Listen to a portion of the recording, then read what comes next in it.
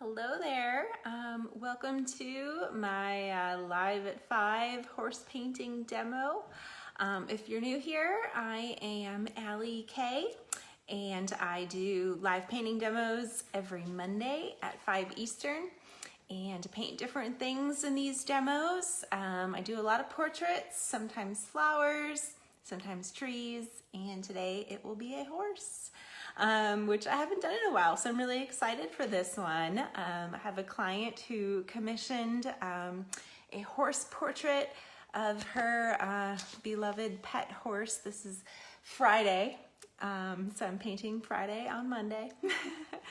And I've got my underpainting on here already, so if you've watched these before, you know that I like to start with my outlines already on there. I shared a photo earlier today about showing how I get my outlines on there. So I just straight up trace them, guys, especially when it's a small piece like this. I just print out the image and trace it, and there's no shame in that. And so that is how I got the outlines on here, and then I just did a quick wash. Hi Letitia, hi Verana. Thank you everybody for jumping in today and watching the demo. Hi Karen, you are very welcome for the videos. Hi Charla. Yeah, if you guys don't know, I started doing these weekly Live at 5 demos on Mondays right around when quarantine started. I moved my studio home, and I just decided I really missed seeing all your faces and having some live workshops at my studio here in Chattanooga, Tennessee. So I thought this would be a great way just to stay in touch, to keep teaching, and to just share what I'm already doing. So that is what we are doing. So, hi Lori, this is Lori's horse. I'm so excited that she gets to watch this. It's been fun these last couple of pieces that I've done that have been portraits. I've invited my clients to watch, and that's been just kind of like an added little bonus. And Lori is a wonderful artist herself. So, let's see, Kathy's saying, have you physically been around horses? Well, I have, not this particular horse, so I'm just working from a photo of this guy. But yeah, I'm excited about this. So without any further ado, why don't we get started? So I'm gonna change my camera here so you can see a little bit better.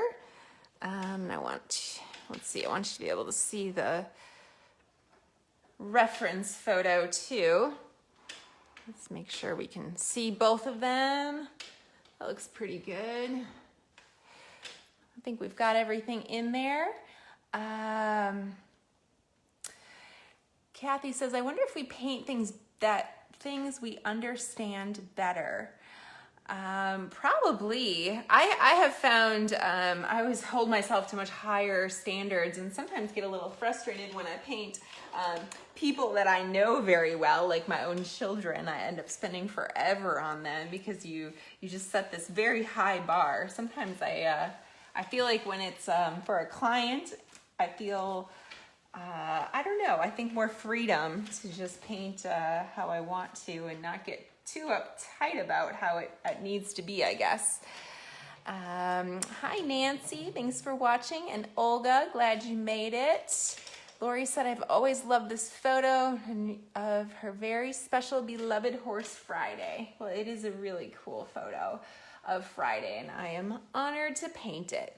So this underpainting I talked about, I did this wash using purple that I made from alizarin crimson and Payne's gray. And I talk about this a lot, but just in case you're new, I am using golden fluid acrylics. These are my go-to paints. I love them because they're very pigmented, very, very strong, and they just flow really nicely. And this is an 11 by 14 panel. A wood is just like a masonite board front, very smooth. That's what I like, and I just have it gessoed. So after I get my underpainting on and I've kind of got my shadows mapped out, I always call this my road map, and I try to stay very accurate with my road map. That allows me to be a little bit looser in my brush strokes afterwards. So now I'm going to do my wash of underpainting. And Friday is kind of a warm brown tone in this photo.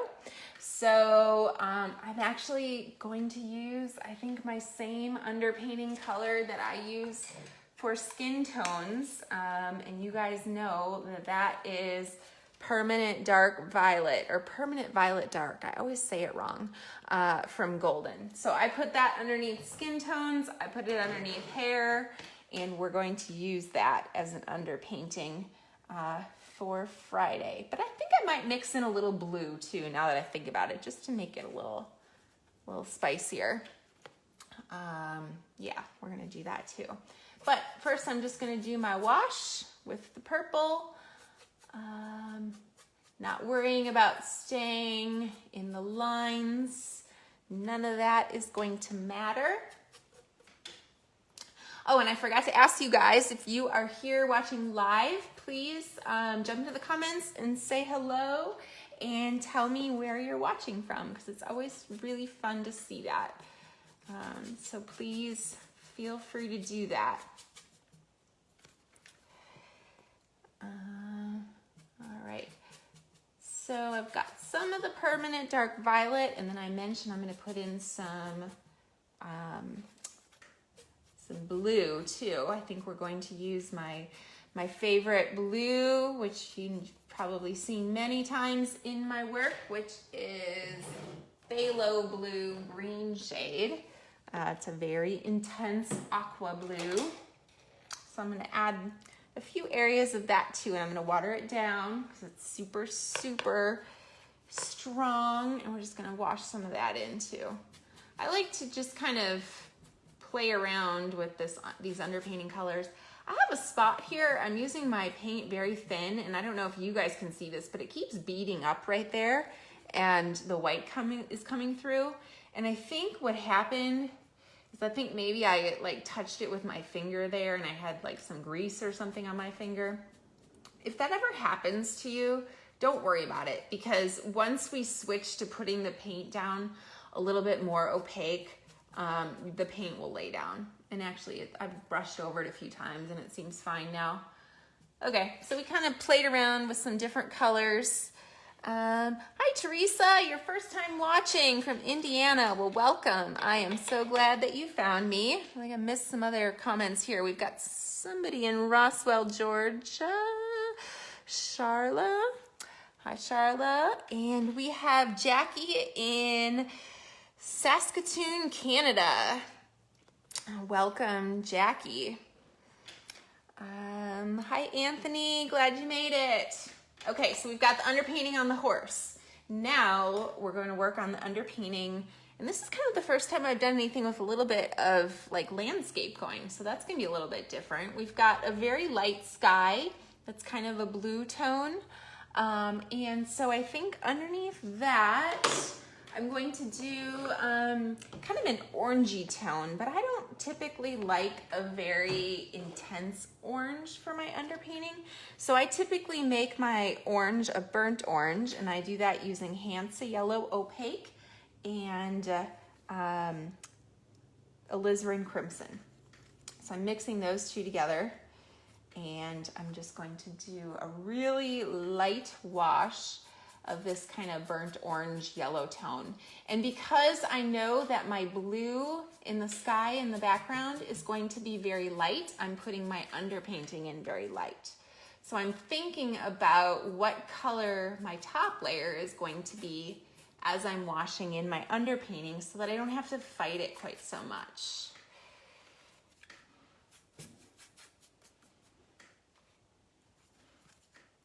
It's not quite as bright as what the blue will be, so I typically do put the underpainting a notch or two darker than what the top coat will be, because I like to layer light over dark.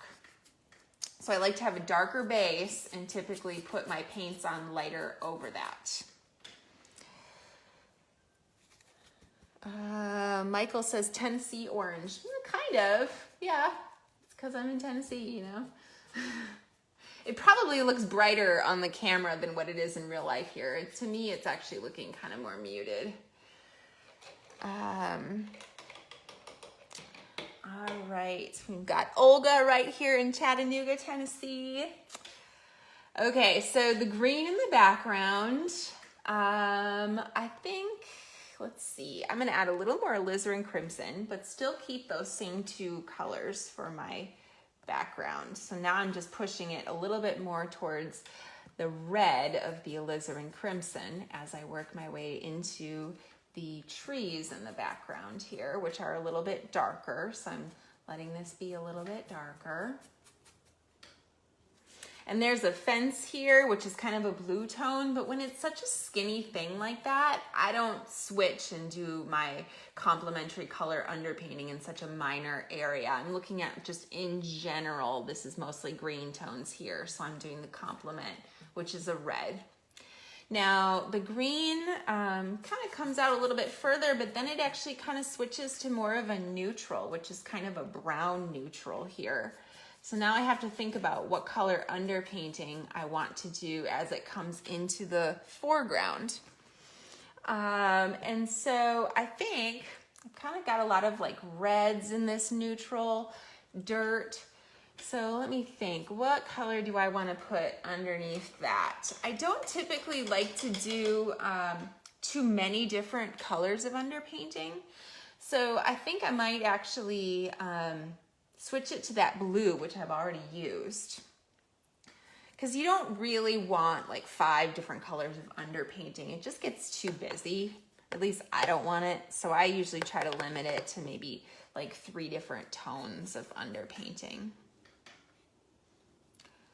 All right, so we're gonna do blue here.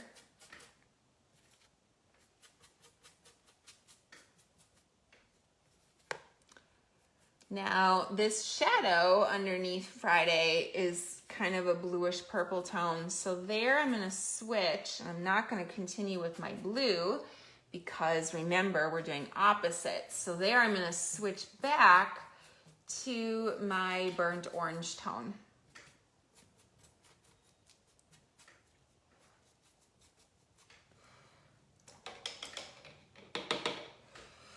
So we're gonna go back to that burnt orange, which I made with alizarin crimson and Hansa yellow opaque. And I'm just gonna wash in that shadow. Ooh, my blue was a little bit wet there. I didn't really want that, but it's okay. All right, so that is the underpainting. So I want this to be pretty dry before I continue. I'm seeing a little reflection here. I know when it's wet, sometimes you guys get a weird glare, so I'm trying to avoid that. So my next step is to start pushing the darks darker. So I'm switching down to a slightly smaller brush, but it's still pretty good size. This is a number 5 brush, and it's a square tip. And I am not particular about brushes. I just like new brushes. So I usually buy cheap ones and then I throw them away when they start to split. Carla is saying, watching you paint my sister's cute horse. Oh, cool. That's right. Hi, Carla. Awesome. Okay. So we're going to push these darks in. All right. So for that dark, I never ever use black. I make my blacks, and I'm going to make my black using Payne's Gray and alizarin crimson. So I'm gonna mix those two, which is gonna make a nice dark purple, which is going to work for black for me. And I'm just looking for the areas that I see as the darkest. And now I'm actually going to start thinning my paint with some glaze rather than just water. So I do my underpainting with water, but now I'm thinning with glaze. I'm using Liquitex. This is a matte medium, but it really doesn't matter, guys. I'm cool with anything. Sometimes I even use like wall glaze for like faux finishing. Just something to thin the paint out. Okay, so we've got our dark here. And I'm holding my, a little too far back. I'm holding my brush really far back to stay loose. And I'm just pushing these really dark areas. So the ears are really dark. So I just want to get those in right off the bat, really dark. But especially with animals, you don't want to try to paint your edges super clean because it's going to look weird. So if something is furry, you want to be kind of loose about the edges. If they're super crisp, it's not going to give the illusion that this is an animal. So being open to kind of leaving an area of presence around the ears, like when I did my wash of the purple, I just kind of let that flow right beyond. That's just going to add to the illusion that this is an animal. Plus, I think when you get really crisp with your edges, it makes whatever subject it is that you're painting, it makes them look kind of like a sticker. So I just try to avoid that.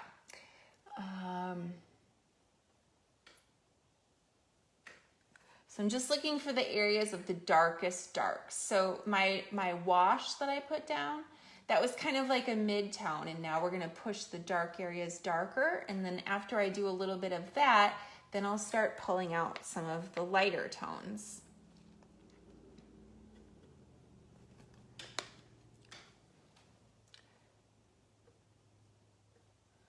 And if anybody has missed any of my Live at 5 demos that I do every Monday, I just wanted to mention you can always access those right on my page here. So if you missed part of this one, if you're just joining me, coming in a little bit late, it's totally fine. You can just pull up all of my videos. They're just listed under videos here on my page, LEK Studio. So you can always go back to those. And I've also been working on adding all of those to my YouTube channel as well. So you'll be able to find them there too. And I've got some other good stuff over on my YouTube channel that I don't post on Facebook. So that's another good place to follow my work and watch some free videos. All right, so those are pretty much the very darkest areas. I'm looking for the places that are showing up pretty much black in the scene here. So there is some areas that are almost black in the background, but because this is in the background, I don't want to do it completely black. I want to thin my paint out a little bit and do it a little softer, because things that are in the background generally are lower contrast and a little bit softer. That's called atmospheric perspective. So I'm just going to thin out my black wash here a little bit and put it in a little bit lighter on these trees in the background. And I'm not worrying yet about the color of things. I'm just looking at the value.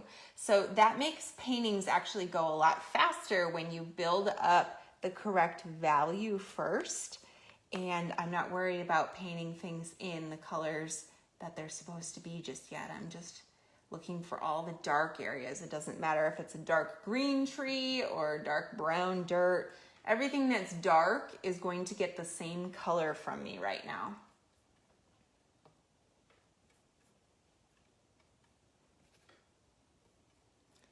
All right. So now that I have my darks are thinned out a little bit because I added some more glaze to it, now I'm going to just go in and push some of these shadows a little bit further on Friday here. And if you guys are just joining us, the horse's name is Friday. So I am not talking about the day. It is Monday, I'm pretty sure. All right. So still just pushing this wash, building up the shadows.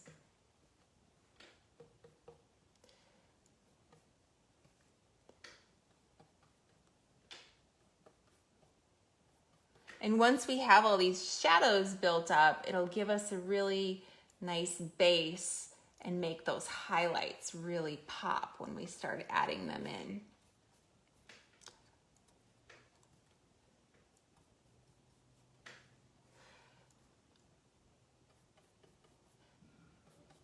when the highlights are contrasted by these dark darks, it makes them look even brighter. So it's going back to that rule that I talk a lot about, that sometimes you don't have to make something actually darker, you just have to make the things around it.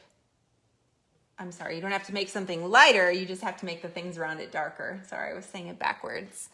Letitia's asking about the glaze. Yep, so I'm just using glaze now. I'm thinning my paint with glaze. I'm using Liquitex, and still the same color combination though. I'm using alizarin crimson and Payne's gray to work on building up these shadows.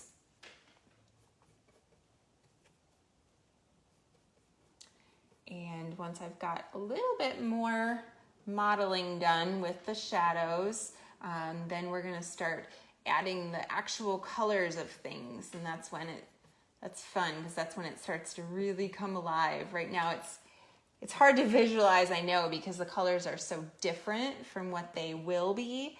And if this is like a new painting technique for you, if you've never worked this way before, I know that it takes some getting used to, because it's hard to visualize how it's actually going to look.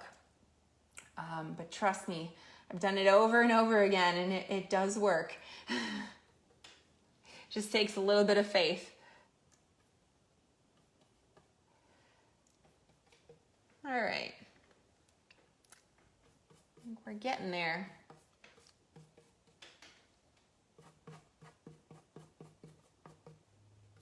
Okay, I think that's enough shading for right now. Letitia's asking, do you thin out the trees in the background with glaze? Oh, yes, I did. Sorry, I missed that part, Letitia. Yeah, I just did the same dark shadow in the background. I just added more glaze to it. Now, if you've done a lot of glaze in this step, you may want to step away for a few minutes and let that glaze dry before trying to layer paints on top. This is a tiny bit tacky, but we're gonna push on and make sure and hopefully it'll work. So the first thing that I want to do is I want to pull out this really bright highlight on his nose here, because that is so strong, and that's gonna like make all the difference to start giving him some dimension. So it's showing up as pretty much white, but I never want to do just straight white. And so I'm going to kind of push it more into a warm tone, since I put down the cool purple first. So I'm going to do white, but I'm going to add a little bit of that burnt orange to it that I was using for my underpainting before, just to warm it up a little bit.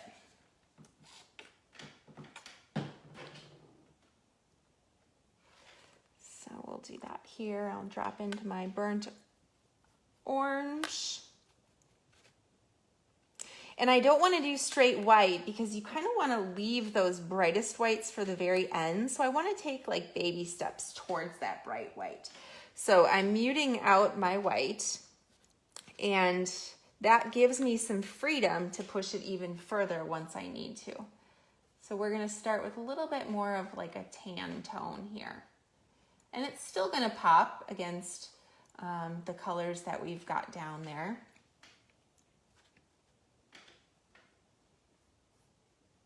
And I'm also being really intentional about leaving some little bits of the purple underpainting showing through. Because we put that down there for a reason, and it's going to be fun to let that pop through. So we want to be really careful about leaving some of that.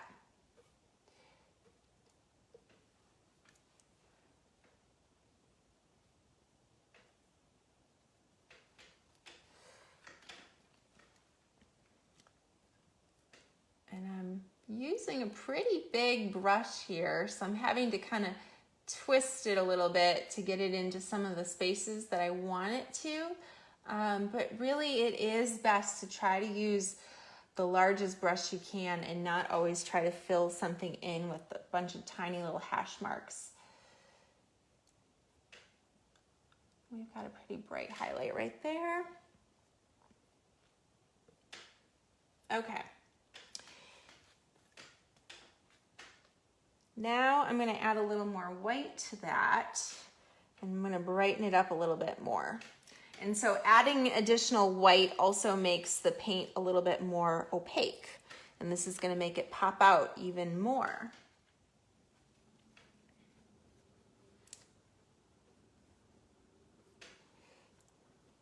And when I've got these more opaque layers, I like to really let those brush strokes show. Just kind of lay it down.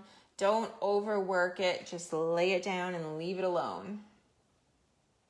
So I put those down a little bit thicker. And I might need that first layer to dry a little bit because it's kind of blending in and I don't really want that right now. So I'm just going to let that be and we'll come back to that later on.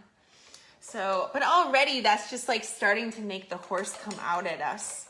So now I want to add some of these light brown highlights on the top of the head. I'm going to make that light brown using my alizarin crimson and Hansa yellow and white. And that might be all we need. I might add a little burnt umber, but I'm not sure yet. I'm just going to see how this looks to start out with. Welcome to anybody who is just joining me. Would love for you to say hi in the comments and introduce yourself and tell me where you're watching from. I always like to know. Also, let me know if this is your first time watching because that's good to know too. It's always nice when we have new visitors. Okay, so I'm going to start putting this brown tone in. I'm going to start with it a little bit darker than what I'm planning on because that gives me, again, a little bit more freedom to push it a little bit lighter after I get this first tone in.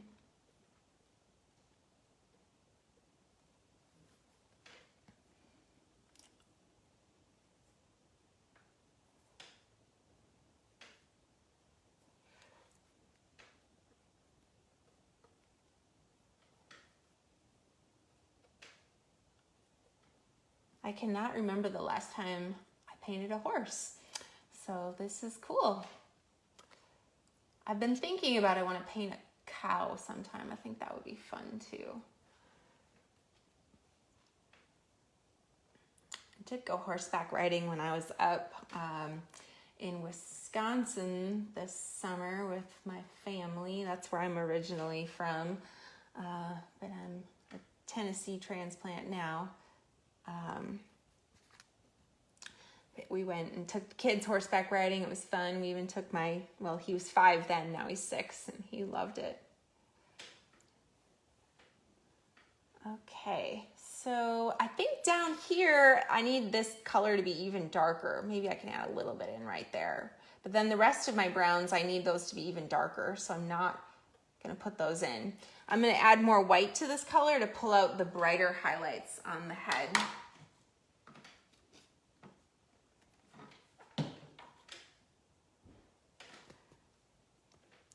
Hi, Sherry. Sherry says it's like watching a Bob Ross video. Well, I think that's a compliment, or I'm sorry, Charla said that. I think that's a compliment, Charla. I was actually thinking about maybe dressing up as Bob Ross for Halloween. I think that would be pretty hilarious. Must be like a curly haired thing that gives you some sort of artistic talent in there. All right, I added a little more white, a little more yellow to my mixture. Now I'm going to see how that looks. Yeah, that's pulling out some highlights. It's giving us some more dimension.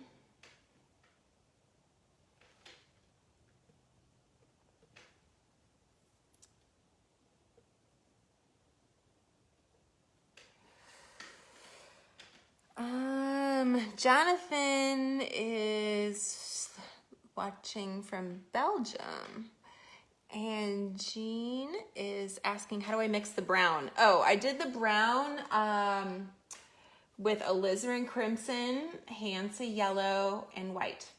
So the same 2 colors that I used to make that burnt orange, and then I just added some white to it, and then I added more white to pull out these brighter highlights. So that's all that this is.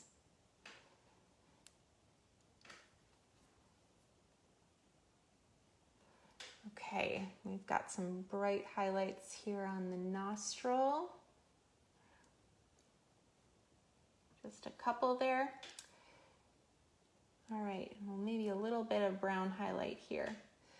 Okay, so something I want to mention here, whenever you're painting, you're comparing opposites. So here on the side of the face, the horse is lighter than the background, so it's darker here. But up at the top, the horse's head is darker than the background. So when I come in with this bright blue, it'll cut against and butt up against this darker tone of brown. So it kind of flip-flops, and you just have to pay attention to that.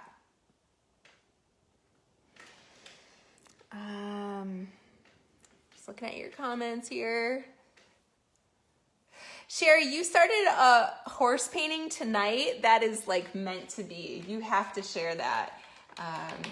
That was just fate that you started your horse painting.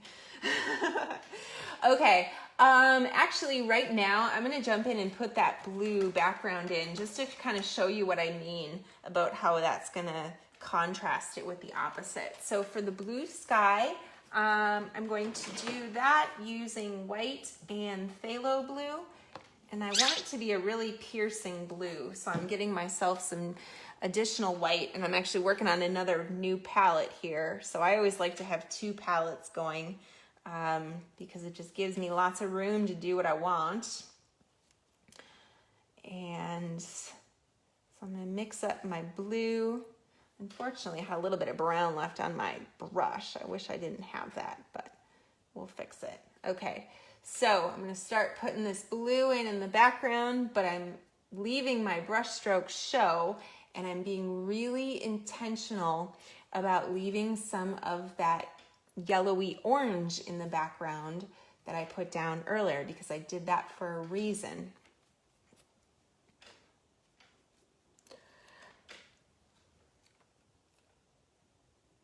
And so once you get this background in, that really just makes the animals stand out.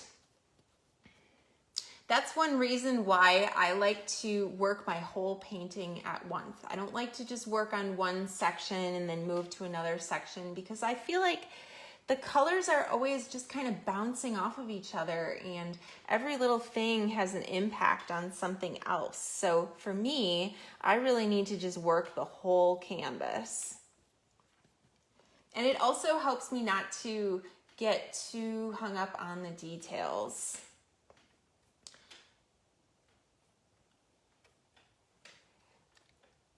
Kind of varying the amount of blue that I have in my mixture and the opacity of it. I'm adding a little more glaze now, but I'm just doing some big fat brush strokes. So whenever you have like a large area where you can fill it in with one brush stroke, rather than doing a bunch of little hashes, just lay it down.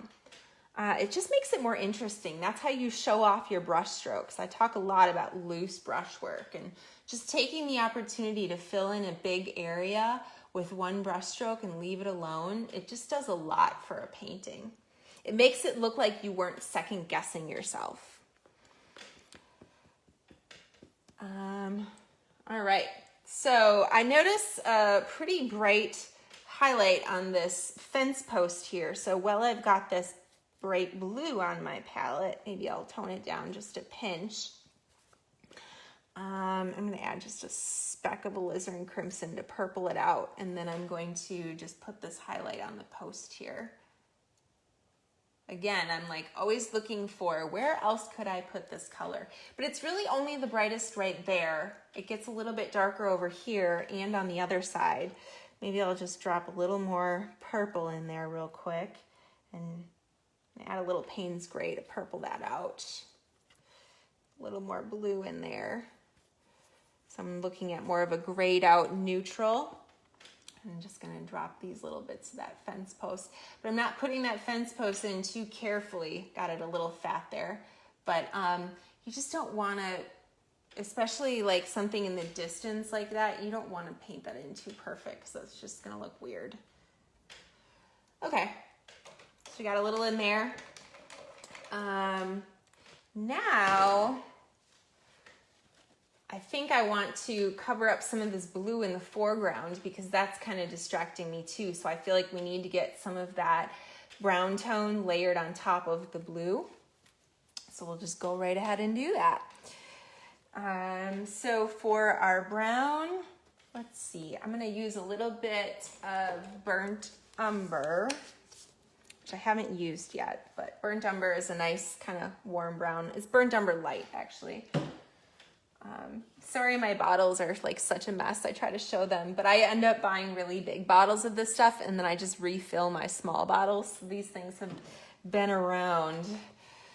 Okay, so I'm going to use some burnt umber and some white and a little bit of alizarin crimson to warm it up. Then I think I need some yellow in there too to offset that. A little more alizarin crimson, just kind of playing with this color here. All right, and it's a little bit warmer over on this side. That might be too dark. It's a little darker down on the bottom. I want to make sure I leave room for that fun blue to poke through. And I want to point something else out here. This edge of the horse, you see the horse is very dark and the background is very light. So I need to make sure that I get this lighter so that I can make the horse look dark. So I'm going to add some more white into it and make a slightly lighter tan. Thank you, Anthony. All right. I think animals are a little less intimidating than painting people, so maybe this is a good practice for some of you who might be new to this technique, this style with the underpainting and the loose brushstrokes. Try painting an animal first instead of a person's portrait. I feel like that's less pressure.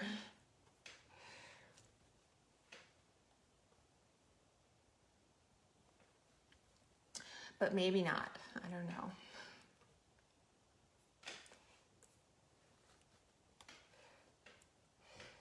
Let's see.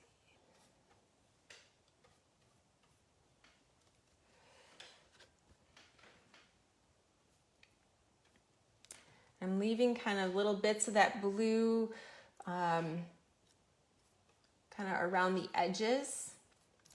Thinking a lot about edges and comparing what's light and what's dark. We actually see the hind legs poking through here, and it kind of overlaps that a little bit. There's a lot of foreshortening going on in this photo. So of course the head is very close to the camera, so it looks much bigger, and then the legs are, you know, in the distance, so they're looking very small.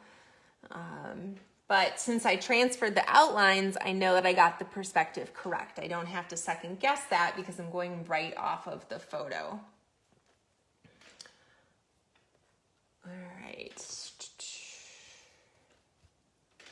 A little more of this blue here. Now, we see larger texture up in the foreground here. We see some bigger areas of shadow. In the background, you don't see that as much because of that atmospheric perspective. So in the background, it gets a little more mushed together. So I'm not going to show all that extra texture and drama back there because we want that to recede into the background.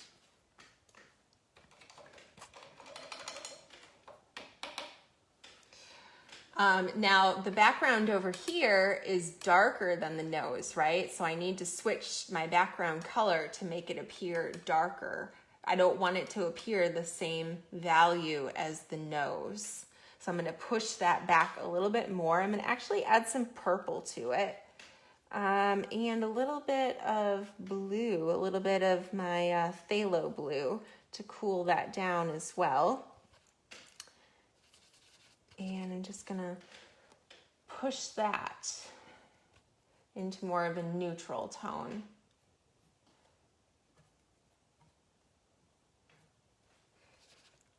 I was listening to a really good podcast last week while I was painting. I've posted about this. It's called the Learn to Paint podcast. I posted a link to the one that I was listening to this week. And the artist was talking about how we actually mostly see neutral colors. So most of the colors are somehow muted by the complement or by white or black in some fashion. So like all of these grays and neutrals, that's actually the majority of what we see, but it might appear more vibrant than what it really is. It's a great podcast to listen to while you're painting. It's really been inspiring me. It's making me think a lot more about why I do what I do as well. So definitely check it out. Okay, so Jean is asking, how did I transfer the photo? So I actually just printed out my image 11 by 14, and I used transfer paper, and I just traced right over my image.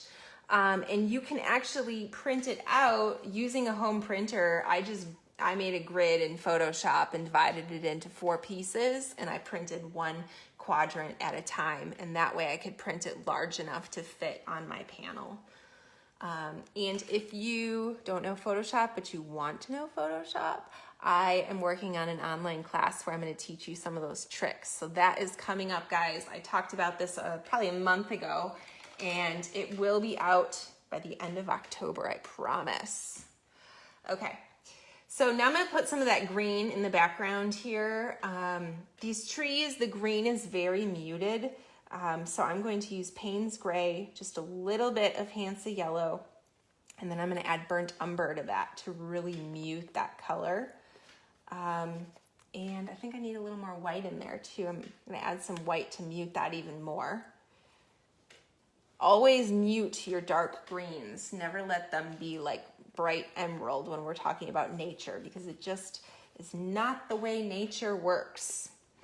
The bright greens in nature might be very piercing and lime, but the dark greens are neutral. So here's my neutral back there.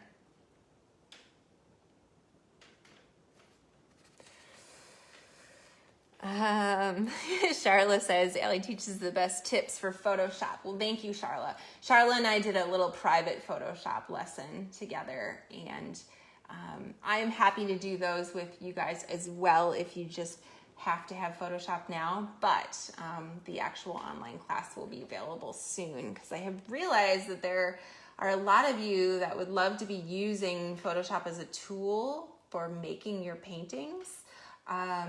And there's just like some easy things that you can learn that make your life so much easier, that I've been doing for 20 years and I hadn't really thought about it before, but I can share them with you. Okay, so we got some of those dark greens in there. Now I'm going to add some of these bands of lighter yellowy green. So I'm going to use Hansa Yellow and maybe a tiny bit of the Payne's Gray. And some white. So our lighter greens are going to be more piercing, and that Hansa Yellow is a really strong color. Sherry's asking, can I post what podcast when you're done? Yeah, I'll add that in the comments, but it's called the Learn to Paint podcast. Kelly Ann Powers, I believe, is the host of it. But I have posted it on my page. I think maybe 2 or 3 days ago I posted it, but I'll post it in the comments here too. It's really good. I think I've I've listened to all of them now, so I'm running out. I think new episodes come out maybe every other Monday.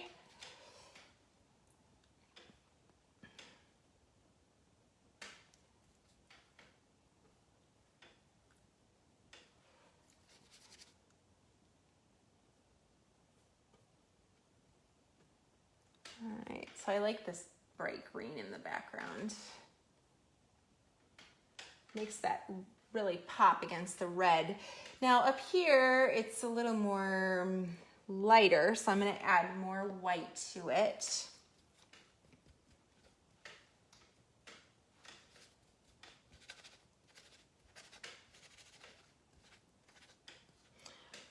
And that's gonna mute this down even further.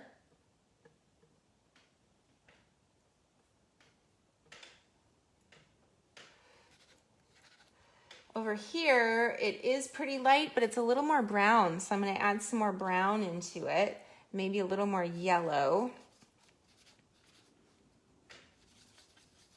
just paying attention to those little subtle differences, just that has such an impact on your painting.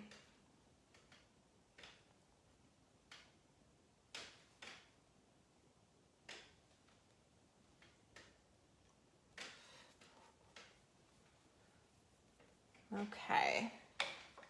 Now I want to start putting in some more of the color in the horse's body because we've kind of neglected that so far. I'm just gonna peek at our time here. We've got about 15 minutes left. So I'm going to mix up kind of this darker reddish brown tone. I need a little bit more alizarin crimson.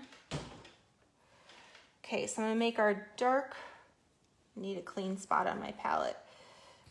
Here we go. I never wash my palettes. I just let the paint dry on them and then I peel it off because I hate washing palettes and it's fun to peel paint. Okay, so this dark tone I'm making with burnt umber and alizarin crimson. And maybe we'll start with just that because some places it's really dark.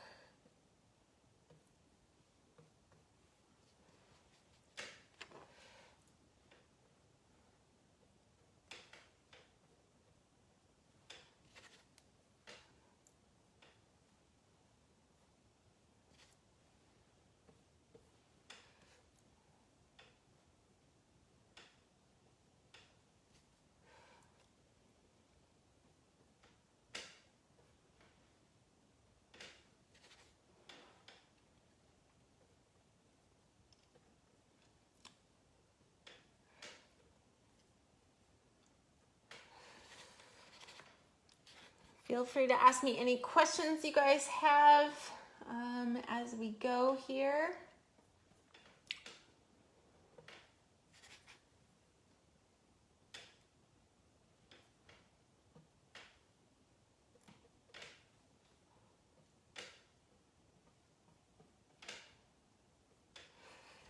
So I won't be finishing this painting of Friday in the demo today, but I always like to get a really good amount done in our 1 hour live session. So you can get a really good feel for where I'm going with it. And then of course I will definitely post the completed painting as well. Okay, so now I need to, let's see, I want to maybe lighten it a little bit and make this tone. I'm going to add a little more yellow to it to lighten it and a little bit more alizarin crimson. So Hansa Yellow Opaque is nice for lightening tones because it is opaque. So it actually packs a nice little punch, and usually yellows are pretty transparent. Letitia's asking, am I still using Glaze? Actually, right now I don't have any. I don't think I have any on my brush. It's pretty thin. These colors are a little bit more thin. I don't think I have any Glaze. I can't promise you on that one.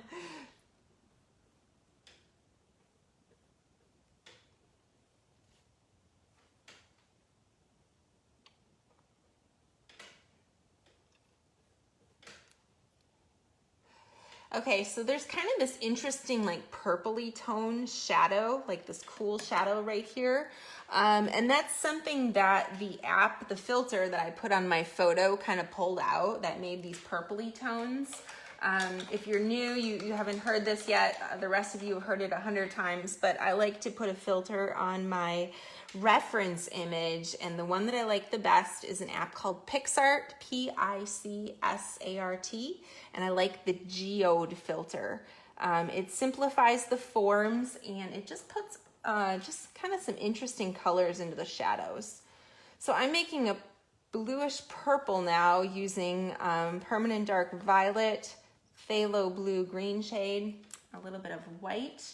Then I'm going to mute it with a little bit of brown, and I'm going to put some of that into the shadow. Sue is asking, will my technique work with heavy body paint? Yes, but some of these like glazing layers, you'd probably have to add a lot of glaze to get it to thin out. But the idea of doing a complementary color underpainting with heavy body paint totally works. And there are plenty of artists that work that way. And it might even be really fun to show those dramatic brush strokes with the heavy body paint. So I'd say go for it. I would love to see that. And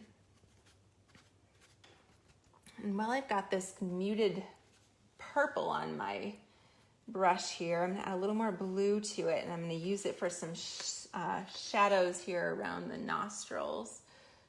So we've got some more blue tones showing up there.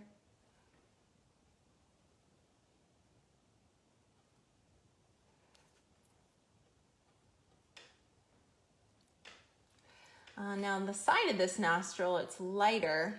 I'm gonna add a little bit of phthalo blue to my mixture and a little more white. Lighten that up and make it a little more blue.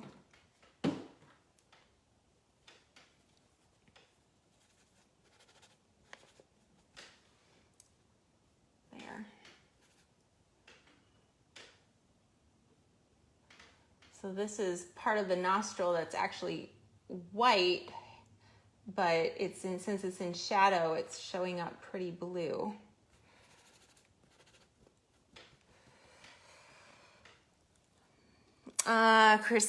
Kristen is asking the filter again. It's called PicsArt, P-I-C-S-A-R-T. And the filter that I like in PicsArt is the Geode Filter.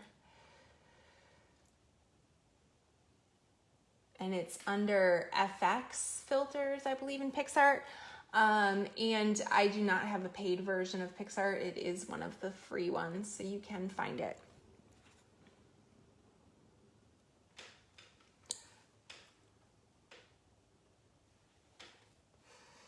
Okay. Now I want to add kind of a cool blue shadow along the side of this white stripe down the nose. So I'm going to use some of my phthalo blue and some white, a little bit of Payne's gray just to mute it out, I think. Need some more white. I go through so much white. I buy my white by the gallon, which is a lot for golden paint. Okay, so I think this bright blue is going to look really fun. It actually doesn't show up this bright in my image, but maybe I don't want it quite that bright. I'm going to tone it down and add a little more white to it. And maybe a little of this purple that I was using before to muddy it up a little. Sometimes you just don't know until you lay the color down. You just don't know if it's going to work. I think this might work. I just need to put it somewhere else. Sometimes if you feel like a color is not working, just put it in another area and then it won't be all by itself. So I have to think about where else do I want to put this color. Put a little bit right here.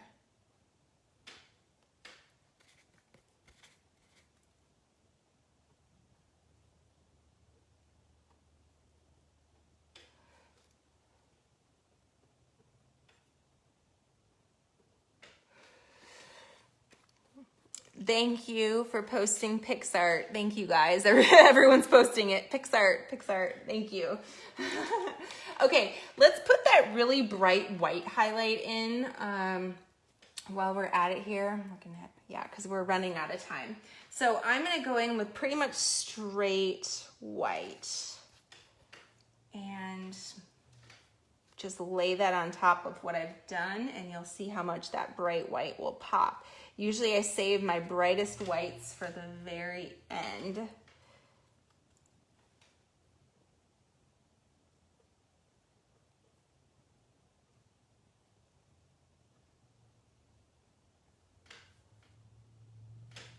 Need a little more fresh white there.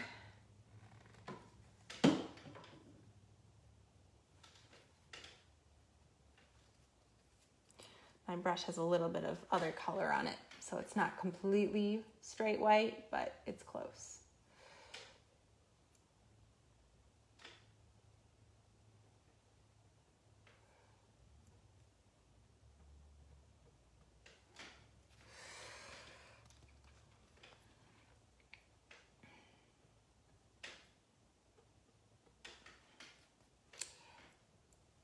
So I think the biggest tip that I can give is just don't be afraid of making your highlights really bright and your shadows really dark, because that is going to make your paintings just have a lot more punch to them, a lot more dimension, and just be more powerful.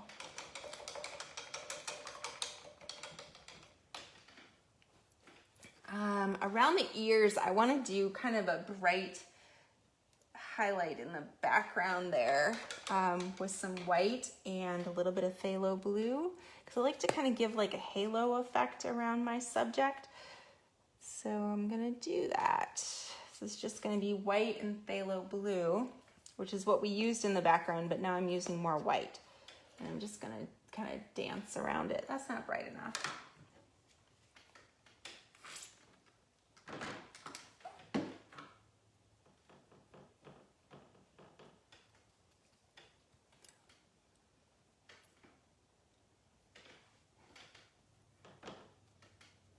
That phthalo blue is so strong that it's like if you just put the tiniest little bit of it on there, it really changes the color.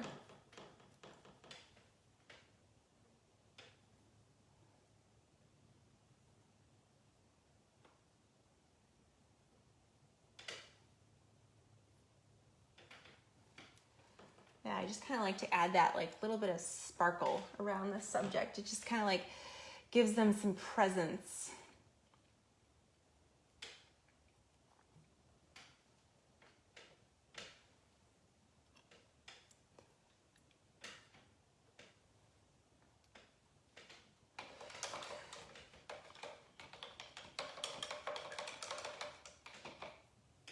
And actually we've got some fun little kind of warm highlights on the nose here that I want to pop into. So I'm just going back into that burnt orange tone that I had made with the alizarin crimson and alizarin crimson and Hansa yellow.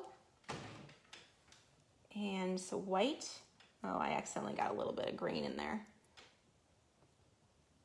Getting a little sloppy here, it's the end. I just want to do some little dashes of warm highlight there on the nose.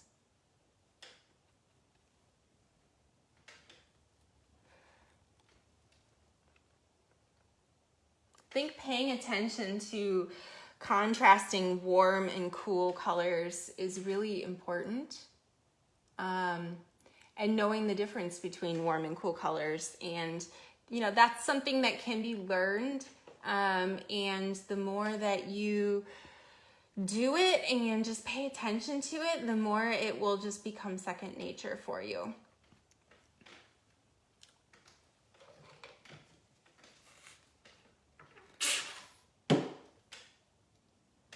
Adding more white.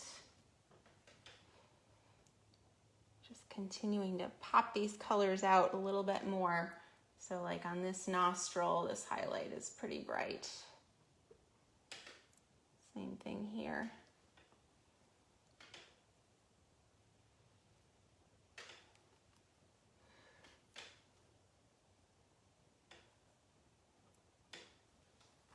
And it actually doesn't take a lot of detail to really portray our subject pretty accurately. It's just a matter of getting like those most important details in.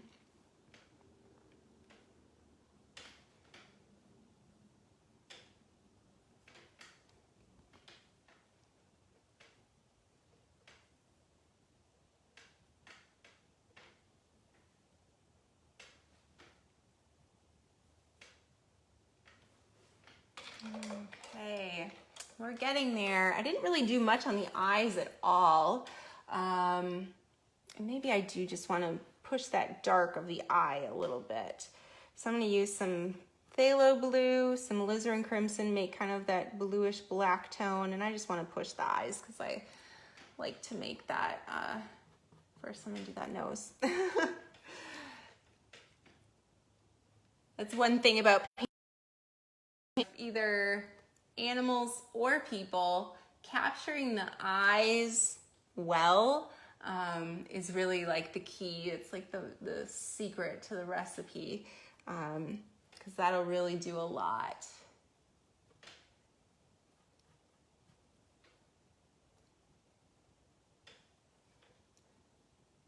And we still have some work to do on the eyes here, but I just wanted to push that a little bit more, add a little subtle highlight there. And then we'll have to wrap it up for this demo. I appreciate everybody who joins me. So many of you come every week to watch these demos and you participate, and it's really been fun. And if you have enjoyed these, I would absolutely love it if you would share them, post them on your page. You can just click the share button because it helps new artists find me who might enjoy these as well. So please, please help me out and do that.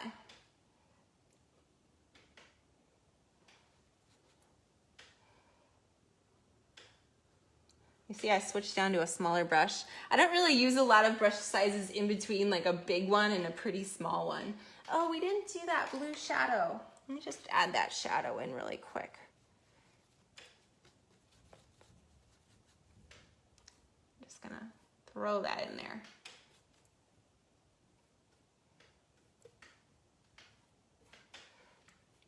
Makes it make a little bit more sense. All right, we are over 6, so I'm going to wrap this up, but I just want to say thank you again for watching. I hope you enjoyed this painting of Friday, and I will be sure to share the completed painting probably in the next couple of days. Hey, Jeff. Sorry you just caught it at the end, but you can definitely check back. I'll have it posted on my page so you can watch it as a replay. And anybody else who didn't catch that, all of my live demos are available as replays on my page, so you can find them there. And if you guys want to make sure you get a reminder for all of these events that I have, click the sign up button on my page, because then you'll be added to my email list, and that way you won't miss anything, because I send out a reminder to everyone and I really want all of you to be here. So thank you again. You guys have a great night, and I will see you next week, Monday at 5 o'clock. All right, bye.